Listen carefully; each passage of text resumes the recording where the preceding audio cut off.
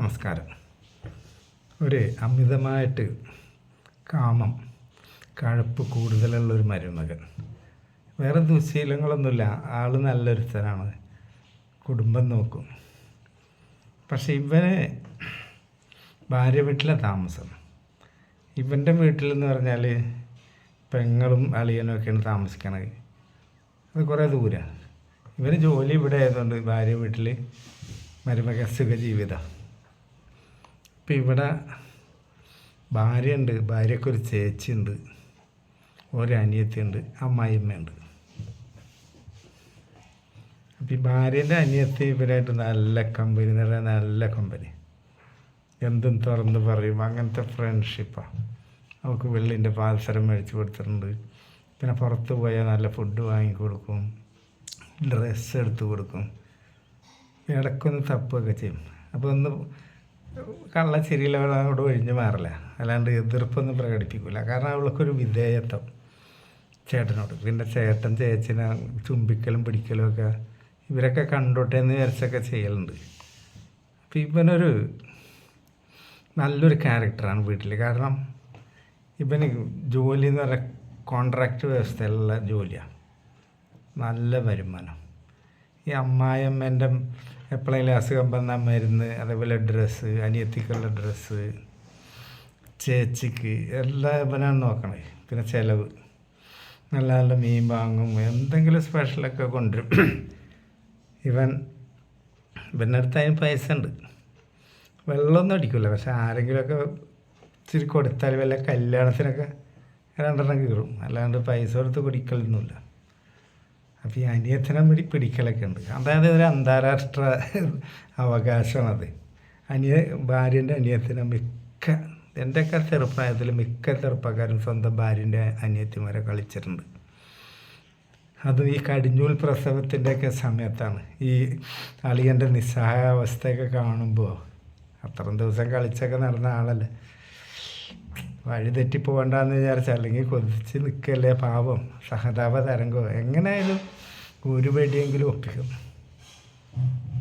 അപ്പോൾ ഈ ഭാര്യയ്ക്ക് നല്ല ഫിസിക്കലി ഫിറ്റല്ല. 6 മാസമായപ്പോൾ തന്നെ ഡോക്ടർ പറഞ്ഞത് കോംപ്ലിക്കേറ്റഡ് ആണ്, അധ്വാനമുള്ള പണിയൊന്നും എടുക്കരുത്. അപ്പോൾ തള്ളക്ക് മനസ്സിലായി, ഇവനൊറ്റ ദിവസം പണിയെടുക്കാൻ നിൽക്കില്ല.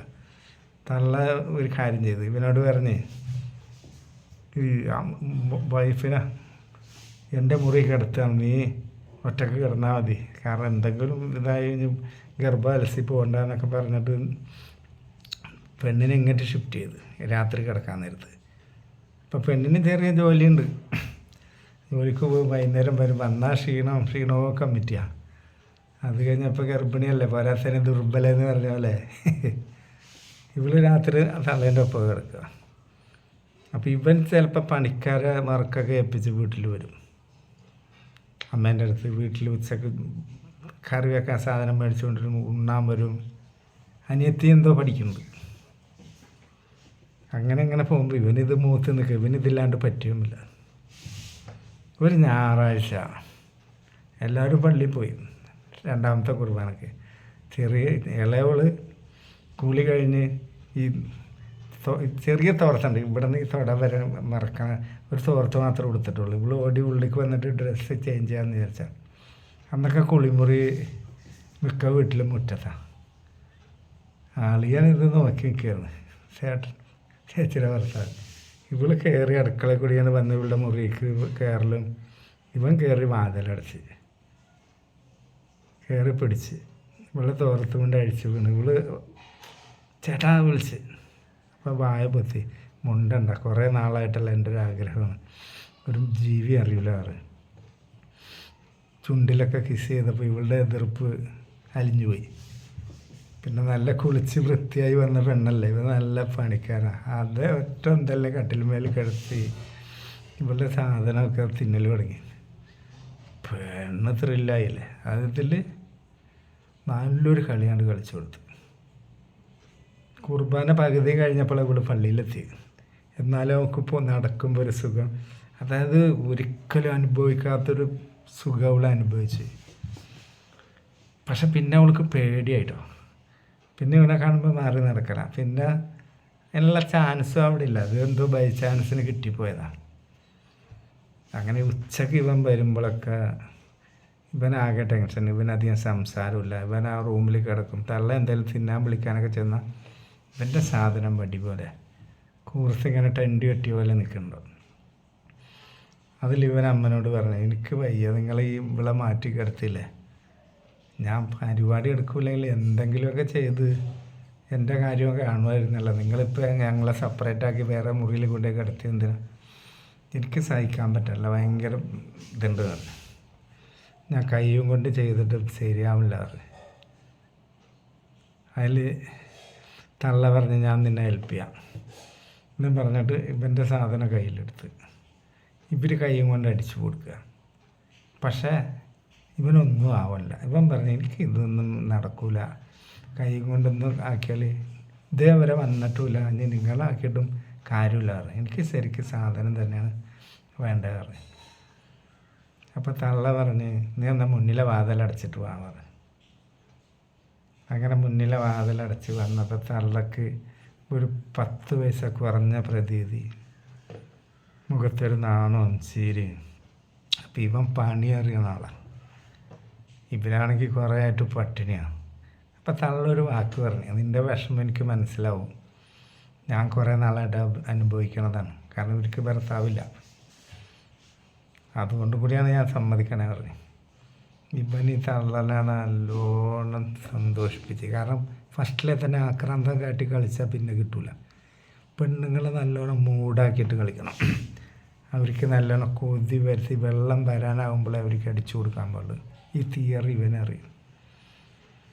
അങ്ങനെ തള്ളനെ കളിക്കൽ തുടങ്ങി. അപ്പോൾ വേറൊരു കഥാപാത്രമുണ്ട്, ചേച്ചി. അവൾ ഹോസ്റ്റലിലൊക്കെ നിന്ന് പഠിക്കുന്ന ആളാണ്. ഇവൾ ഒരു പോലീസുകാരനെ പ്രേമിക്കുന്നുണ്ട്. പക്ഷേ ഈ പ്രേമം വീട്ടിലറിയില്ല. അപ്പോൾ ഈ കല്യാണം വരുമ്പോഴൊക്കെ പറയും എനിക്കിപ്പോൾ വേണ്ട, പഠിച്ച് കഴിയട്ടെ, ജോലി കിട്ടട്ടെ. അപ്പോഴാണ് ഈ അനിയത്തിക്ക് കല്യാണം വരുന്നത്. അപ്പോൾ വീട്ടുകാർ പറഞ്ഞ് ചേച്ചിനെ കെട്ടിക്കാണ്ട് അനിയത്തിനെ കെട്ടിച്ചാൽ പിന്നെ ചേച്ചി അങ്ങനെ നിന്ന് പോകും. അപ്പോൾ ഇവിടെ പറഞ്ഞാൽ അതൊന്നും പ്രശ്നമല്ല, എനിക്ക് ജോലി കിട്ടിയാലൊക്കെ പ്രപ്പോസൽ വന്നോളും, കാരണം ഈ പോലീസുകാരൻ കെട്ടുമെന്നാണ് വിചാരിച്ചത്. ഇവനെ ഇവിടെ ഇടയ്ക്ക് ഹോസ്റ്റലിൽ നിന്ന് വിളിച്ചിട്ട് പോകും, റൂമെടുക്കും, നല്ലോണം ഊക്കുകയും ചെയ്യും. അപ്പോൾ പോലീസുകാരൻ പറഞ്ഞാൽ പെങ്ങാന്മാരുടെ കല്യാണം കഴിഞ്ഞാൽ ഉടനെ നമ്മുടെ കല്യാണം എന്നാണ്, വിവാഹ വാഗ്ദാനം അങ്ങനെയൊക്കെ കൊടുത്ത് ഇവളെ കളിച്ചിട്ടുണ്ട്. കളിസുഖമൊക്കെ ഇവള് അനുഭവിച്ചിട്ടുണ്ട്. അത്യാവശ്യം കാമുണ്ട്.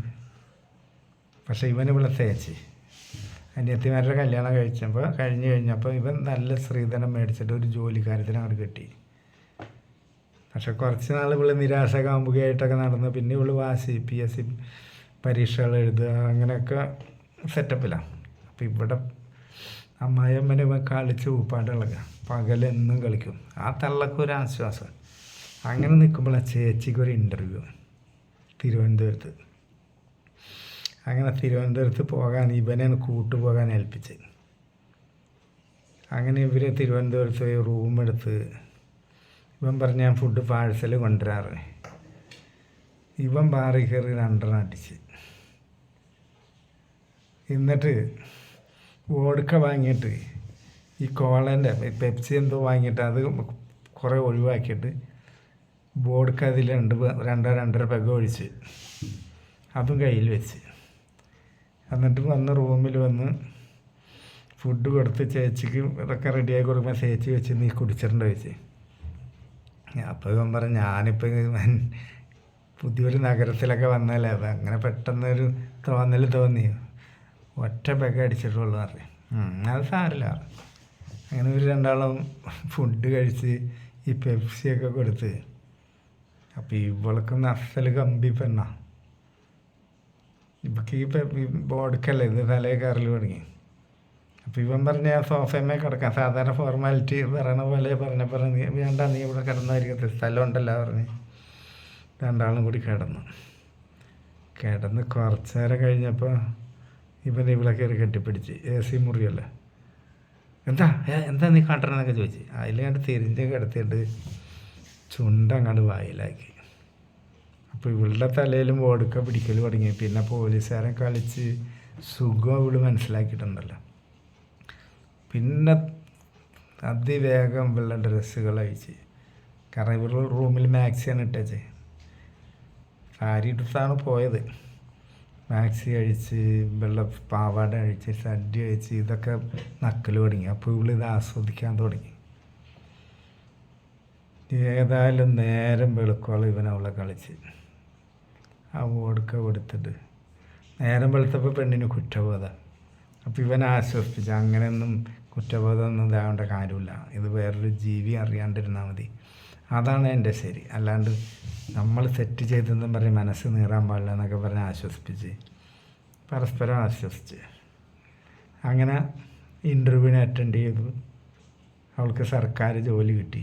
അപ്പം ഞാനീ പറഞ്ഞു പറഞ്ഞത് എന്താണ്, ഇവൻ ആ വീടിന് വേണ്ടിയാണ് അധ്വാനിക്കണതും ഒക്കെ ചെയ്യണതും. അവൻ അനിയത്തിനെയും കിട്ടി, അമ്മനെയും കിട്ടി, ചേച്ചിനെയും കിട്ടി, സ്വന്തം ഭാര്യക്ക് സ്വൈര്യവും കിട്ടി. അവൾ പ്രസവം ചെയ്യാം. അവളല്ലെങ്കിൽ പരിപാടിക്കൊന്നും ഇൻട്രസ്റ്റ് ഉള്ള ആളല്ല. ഒരു ഭർത്താവ് എപ്പോഴും ക്ഷീണക്കാൻ പറ്റി അവിടെ കൊളുത്തണം ഇവിടെ കൊളുത്തണം വരെ നിൽക്കും. അപ്പോൾ ഇവൻ പറയും സാരില്ല ഒക്കെ പറയും. എന്താ ഇവന് ഗ്യാപ്പിനനുസരിച്ച് അടിക്കാൻ മുതലല്ലേ. പക്ഷെ ചേച്ചിനെ വല്ലാണ്ട് അവന് പിന്നെ കിട്ടിയിട്ടില്ല, അനിയത്തിനും കിട്ടിയില്ല. കാരണം അവർ തെന്നി മാറും. പക്ഷേ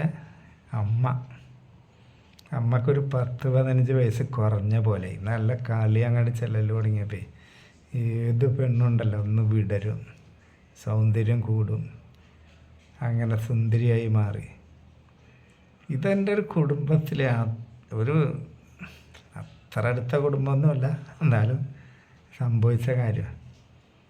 ഇതൊന്നും ഇപ്പോൾ ലോകത്ത് നടക്കാത്ത കാര്യമൊന്നുമല്ല. ഇത് കേട്ട ഇപ്പം തന്നെ പറയും ഇവൻ കള്ളം പറയാണ്, അങ്ങനെയൊന്നും സംഭവിക്കില്ല ഒരിക്കലും. ഭാര്യൻ്റെ അനിയത്തിനെ ചേട്ടൻ പണിയെടുക്കില്ല,